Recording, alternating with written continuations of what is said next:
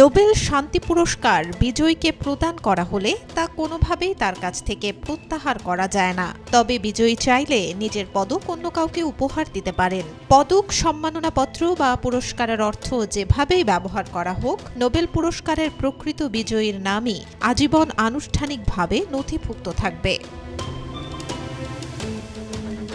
গত বছরের নোবেল শান্তি পুরস্কার বিজয়ী মারিয়া করিনা মাচাদো তার পদকটি মার্কিন প্রেসিডেন্ট ডোনাল্ড ট্রাম্পকে দেওয়ার পর এক বিবৃতিতে এই বিষয়ে স্পষ্ট করেছে নোবেল কমিটি।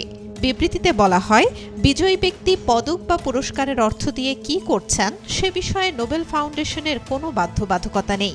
অর্থাৎ একজন বিজয়ী চাইলে এই স্মারকগুলো নিজের কাছে রাখতে পারেন, কাউকে দান করতে পারেন বা বিক্রিও করে দিতে পারেন।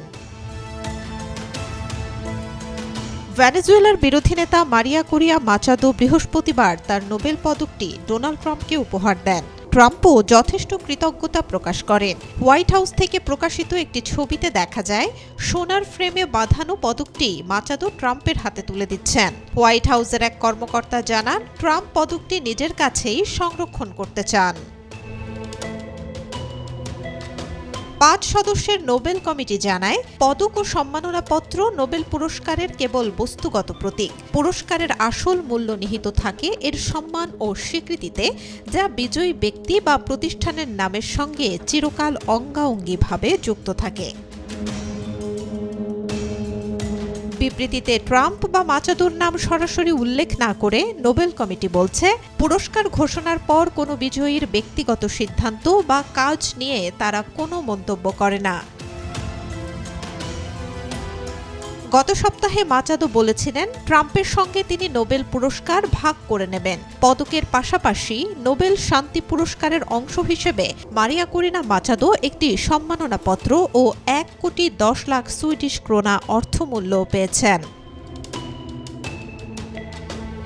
উপহার হিসেবে নোবেল পুরস্কারের পদক অন্য কাউকে দিয়ে দেওয়ার ঘটনা এটি প্রথম নয়। ১৯৪৩ সালে সাহিত্যে নোবেলজয়ী নুট হামসুন তার পদক জার্মান স্বৈরশাসক হিটলারের প্রচারমন্ত্রী জোসেফ গোয়েবলসকে উপহার দিয়েছিলেন। ২০২২ সালে শান্তিতে নোবেলজয়ী দিমিত্রি মুরাতভ ইউক্রেনের শরণার্থী শিশুদের জন্য তহবিল সংগ্রহ করতে নিজের নোবেল পদক $10 কোটি বিক্রি করেছিলেন। এছাড়া ২০২৪ সালে জাতিসংঘের সাবেক মহাসচিব কফি আনানের নোবেল শান্তি পুরস্কারের পদক ও সম্মাননাপত্র জেনেভায় জাতিসংঘ কার্যালয়ে দান করেন তার স্ত্রী। Desk report, B news 24।